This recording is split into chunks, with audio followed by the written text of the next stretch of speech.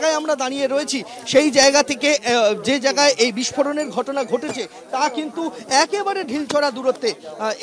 এই পথ দিয়ে এই একদিকে বাঁশবাগান, আরেক দিকে ধানের ক্ষেত, এর মাঝামাঝি রাস্তা দিয়ে কিন্তু সেই চন্দ্রকান্ত বণিকের বাড়ি, যে চন্দ্রকান্ত বণিকের বাড়িতে বিস্ফোরণের ঘটনা ঘটেছে। আমি সেই ছবিটা আরও একবার, ঘটনাস্থলের ছবিটা দেখাবো, যে জায়গাতে এই বিস্ফোরণ হয়েছে এবং যে জায়গায় এই বাজি কারখানা রয়েছে সেই দুটি জায়গার মধ্যে দূরত্ব কিন্তু অত্যন্ত কম। যে জায়গায় আমরা এসে পৌঁছেছি এই জায়গাটাই হচ্ছে কিন্তু চন্দ্রকান্ত বণিকের বাড়ি এবং তার আত্মীয় স্বজনদের বাড়ি রয়েছে, এবং বিস্ফোরণ স্থল এই জায়গা থেকে একদম অল্প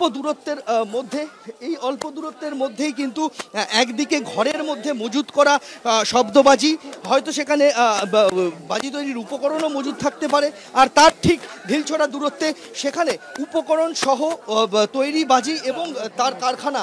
ফলে স্বাভাবিকভাবেই গোটা এলাকা এবং গ্রামের এই অংশটা এক প্রকার যত গৃহের ওপর দাঁড়িয়েছিল তা কিন্তু এই ছবিটাই বলে দিচ্ছে।